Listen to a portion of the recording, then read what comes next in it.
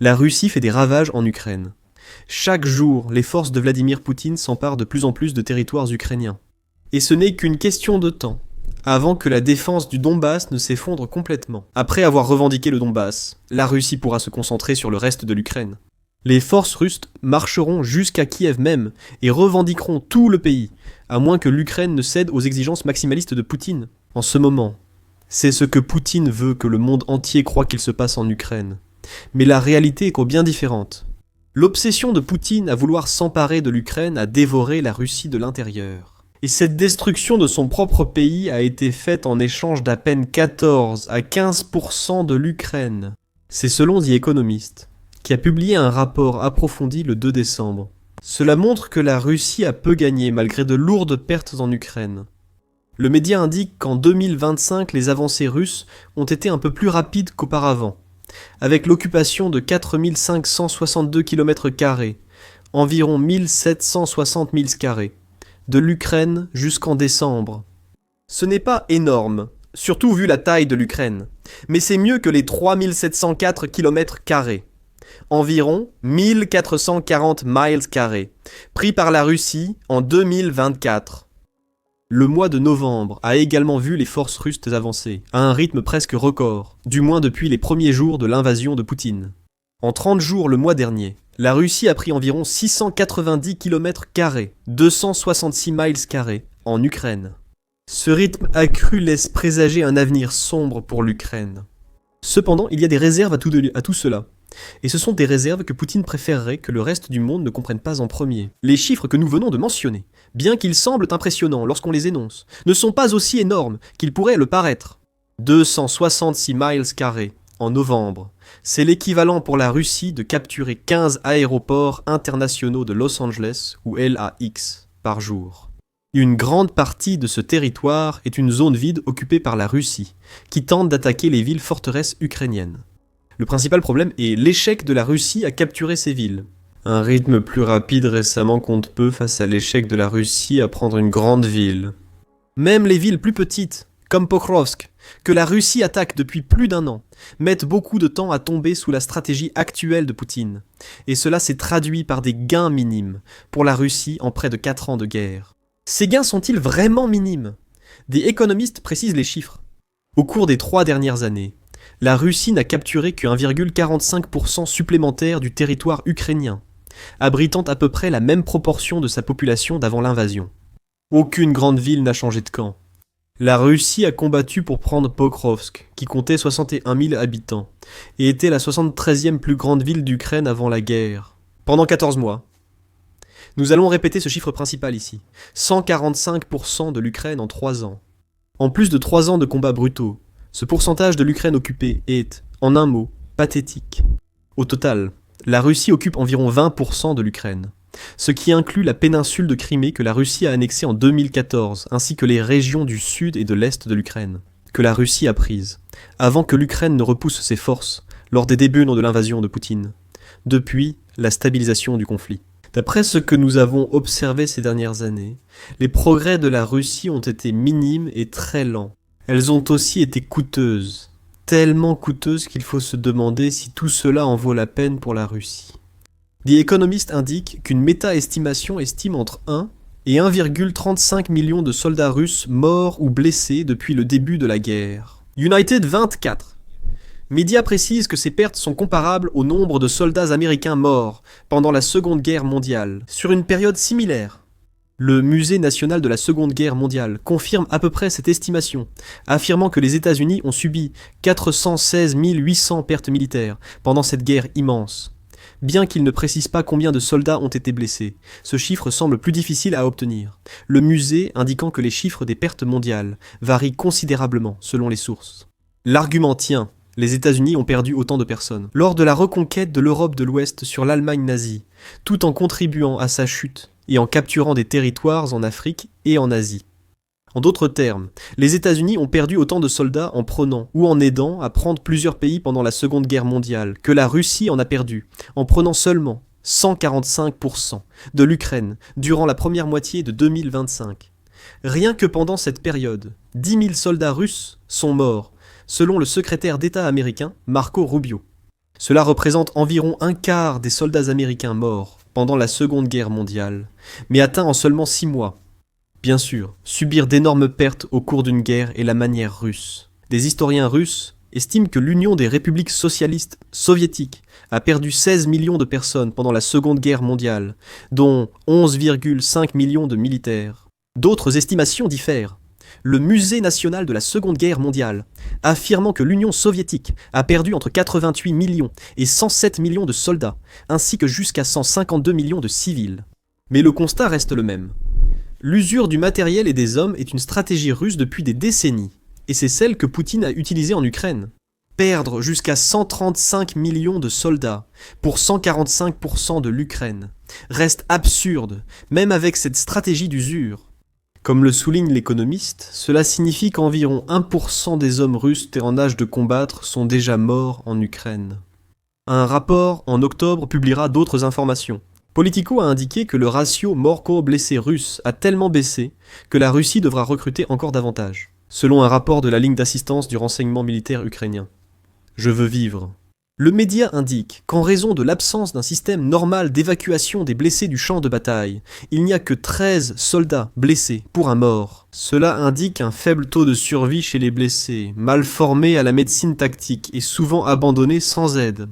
Ainsi, la Russie ne gagne pas grand-chose en perdant des soldats qui pourraient retourner au front une fois guéris. Près de la moitié des pertes russes sont désormais des morts, ce qui affecte gravement la capacité du pays à avancer au rythme espéré par Poutine.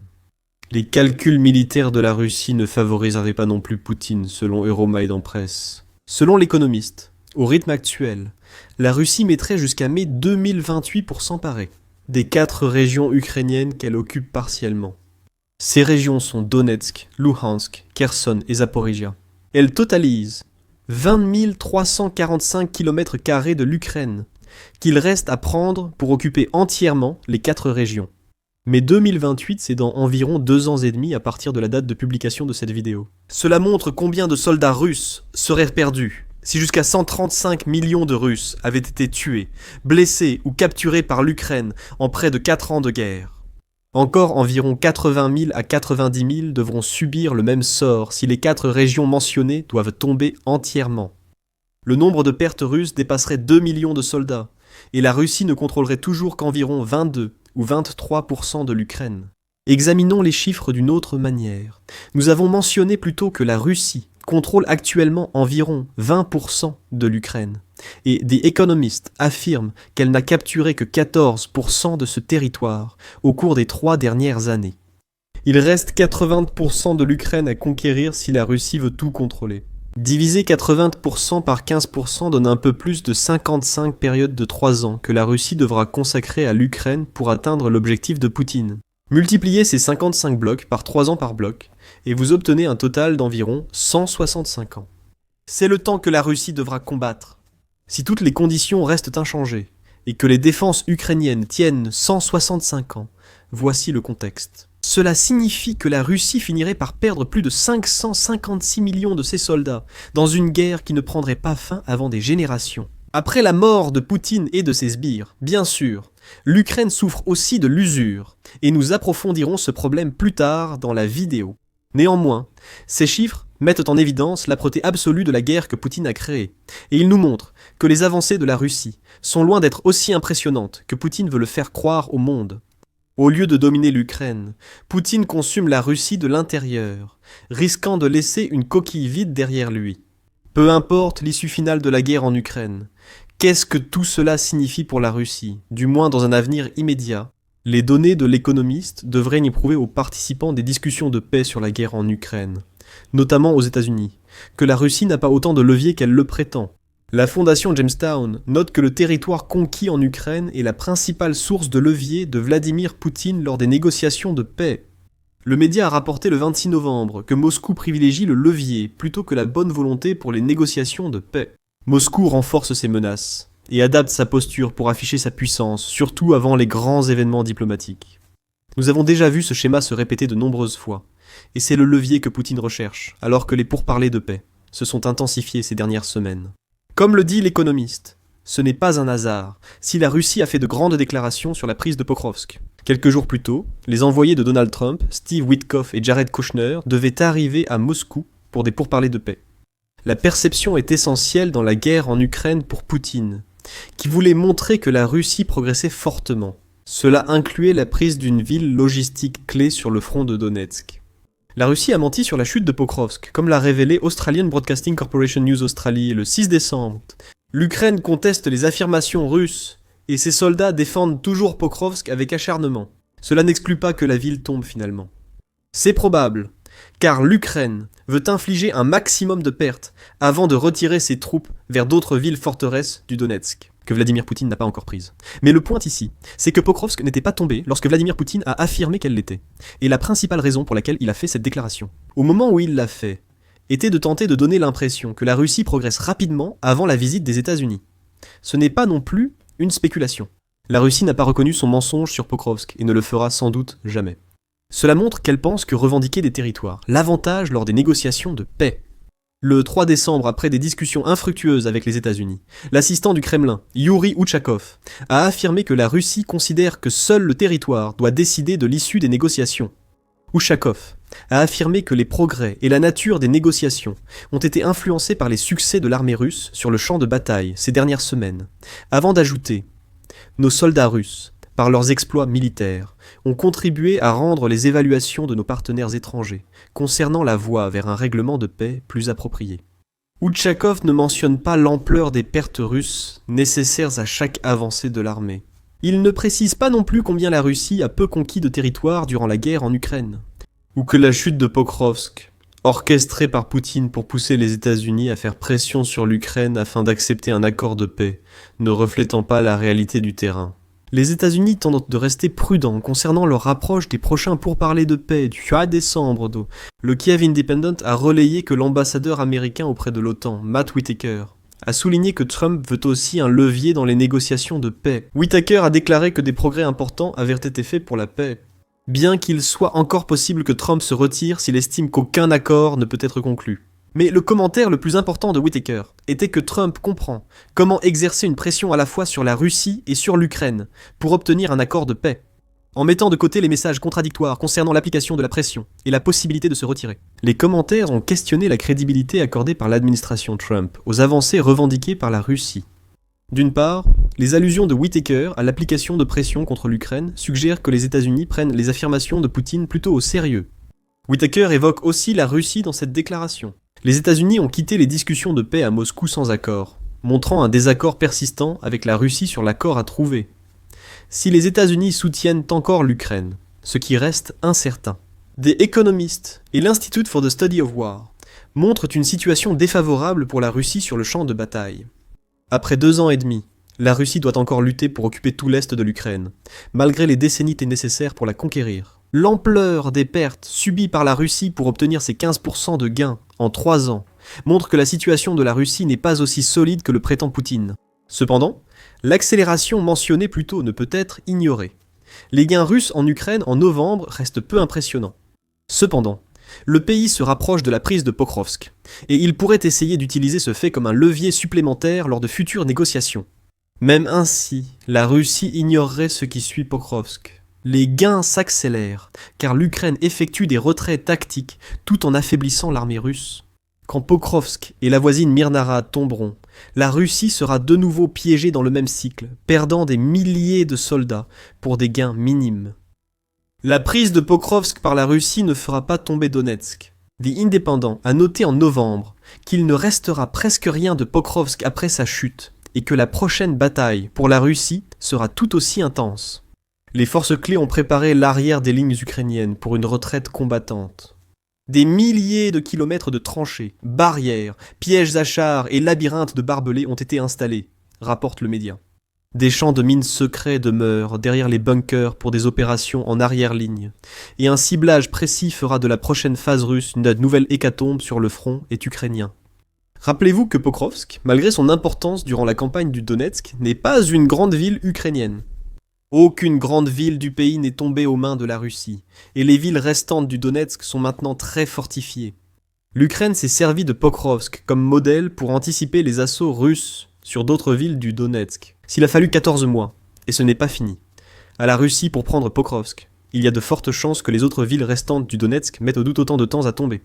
La Russie continuera de perdre chaque mois des dizaines de milliers de soldats, ce qui constitue l'atout de l'Ukraine. La Russie perdant des hommes, ses avancées ralentissent, et cela, l'Ukraine peut montrer les pertes de la Russie comme des exemples de la façon dont elle saigne Poutine à blanc. Combien de temps la Russie peut-elle continuer la guerre avant que son dirigeant ne détruise totalement son armée et son pays? L'argument opposé est que l'Ukraine n'est pas en position idéale. Selon Euromaidan Press, l'Ukraine a subi de lourdes pertes, au point de manquer aussi de main-d'œuvre. Les pertes ukrainiennes, moins importantes que celles de la Russie, restent en grande partie non révélées. Dans un article du 28 novembre, Sergei Maïdoukov d'Al Jazeera a aussi déclaré que l'Ukraine manque d'hommes, d'argent et de temps. Près de 21 000 soldats ukrainiens ont quitté l'armée en octobre. Maïdoukov estime qu'une refonte profonde des structures militaires et de mobilisation pourrait être nécessaire pour que l'Ukraine garde la main-d'œuvre requise. En infligeant de tels dommages à la Russie, les États-Unis risquent aussi d'aggraver les problèmes de l'Ukraine. Dans la seconde moitié de 2025, l'Ukraine a accru ses attaques contre l'industrie pétrolière russe. Le pays cherche à freiner la guerre russe, affaiblir son économie et créer des troubles pour Poutine. Découvrez le succès de ces efforts dans notre vidéo. Toutes ces attaques sont des frappes à longue portée soutenues par le renseignement militaire américain. Lorsque l'administration Trump mentionne son influence sur l'Ukraine, ce renseignement est central. Bloomberg a déclaré en novembre qu'une coupure du renseignement militaire américain nuirait davantage à l'Ukraine qu'aux États-Unis. Couper l'accès aux armes. Ne supposez pas que ce n'est pas possible. En mars, les États-Unis ont temporairement bloqué l'accès de l'Ukraine aux renseignements. Les États-Unis restent essentiels pour l'avenir de la guerre en Ukraine, les négociations de paix et la réussite ukrainienne face à la Russie. Si l'Ukraine garde le soutien américain, Donald Trump utilisera l'influence des États-Unis contre la Russie. Les petits gains pour d'énormes pertes que Vladimir Poutine a réalisés en Ukraine au cours des 3 dernières années pourraient être ce qui mettra finalement fin à la guerre en Ukraine. En d'autres termes, c'est peut-être le mécontentement venant de l'intérieur de la Russie qui renversera Vladimir Poutine, la tâche de l'Ukraine étant de tenir bon jusqu'à ce que ce mécontentement fermente. Les frappes pétrolières mentionnées font partie d'une campagne pour susciter la colère contre Vladimir Poutine en Russie. Le 3 décembre, le Daily Express a indiqué que le soutien à la guerre en Russie semble aussi diminuer. Les sondages en Russie montrent que 56% des personnes souhaitent désormais une fin immédiate de la guerre, tandis que le soutien à sa poursuite est tombé à seulement 23%. Parmi les personnes interrogées, 83% déclarent désormais se sentir fatigués par la guerre de leurs dirigeants, en supposant que ces chiffres soient exacts. Ils pensent que les Russes veulent une issue. Surtout si Poutine continue la guerre alors que la paix semble possible. Dans ces conditions, il y a une chance que ce genre de sentiment augmente au point que Poutine doive arrêter simplement pour satisfaire son propre peuple. Plus l'Ukraine inflige de pertes et ralentit la Russie, plus ce résultat devient probable. Après tout, il semble que le peuple russe soit très conscient que Poutine leur fait du mal pour satisfaire sa propre ambition. Des fissures apparaissent déjà en Russie. Un général russe a déjà trahi Poutine en révélant que l'invasion de l'Ukraine avait échoué dès le premier jour. Ce général évoque une erreur d'évaluation du Kremlin, des renseignements inutiles et une guerre brutale qui a coûté bien plus à la Russie que prévu. Vous pouvez en apprendre davantage sur cette trahison dans notre vidéo. Si vous avez aimé cette vidéo, abonnez-vous à l'émission Militaire pour d'autres reportages sur la situation de Vladimir Poutine en Ukraine. Merci comme toujours de nous avoir suivis.